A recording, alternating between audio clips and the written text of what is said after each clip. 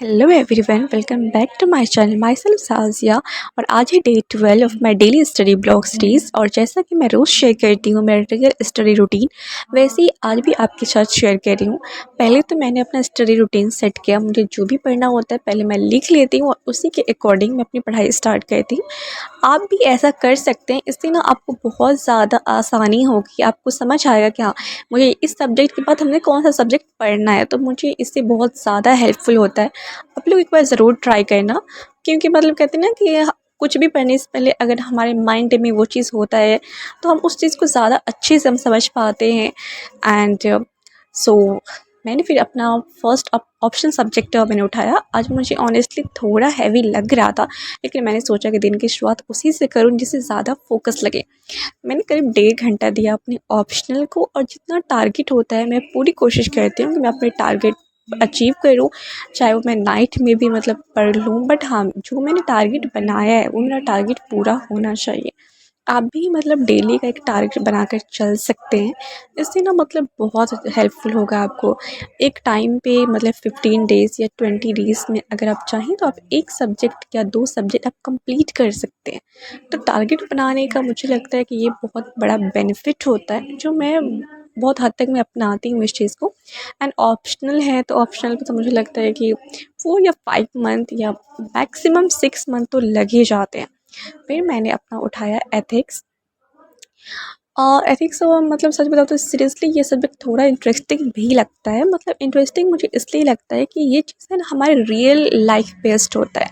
ऐसा नहीं लगता है जैसे किताबी बातें हो रही हैं जैसे कि जीएस सब्जेक्ट्स में होते हैं, वैसा ऐसा नहीं होता है। जीएस 4 में मुझे एक अलग सा ही लगता है कि हम अपनी लाइफ से जोड़ के उस चीज़ को पढ़ सकते हैं। तो ये चीज़ आप लोगों ने भी मतलब जब पढ़ते हुए ये चीज़ ये किया होगा। सो आज मेरा टॉपिक था इंटीग्रिटी और एटीट्यूड। और बिलीव में पढ़ते पढ़ते लगा कि सिर्फ सिलेबस का हिस्सा नहीं है, ये सिर्फ ज़िंदगी का भी हिस्सा है। एंड फिर मैंने पढ़ा लक्ष्मीकांत पॉलिटी में।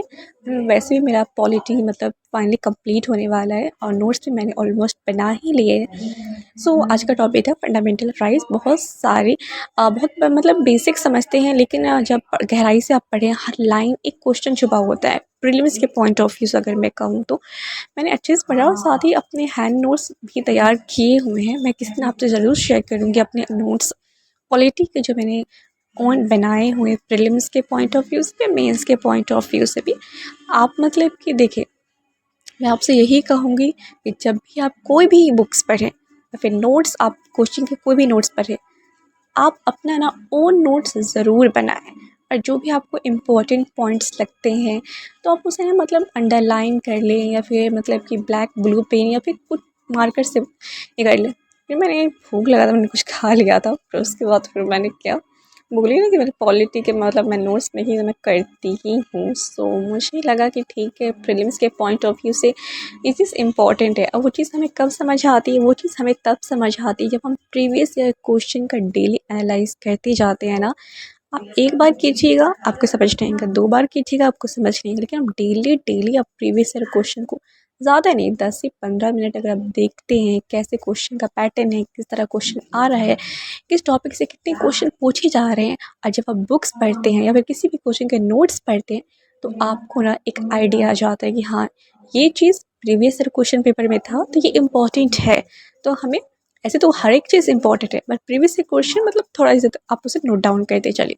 फिर मैंने लास्ट में पढ़ा क्लास 8 की ज्योग्राफी की एनसीईआरटी। मेरी क्लास 7 की ऑलरेडी कंप्लीट हो चुकी है। मैंने उसका मतलब कि वीडियो नहीं बनाया था, लेकिन आज से मैंने क्लास 8 की एनसीईआरटी शुरू की है। एंड मैं मतलब मुझे लगता है ना कि ज्योग्राफी के लिए मैं 6 से 12 की अच्छे से एनसीईआरटीज़ पढूँ।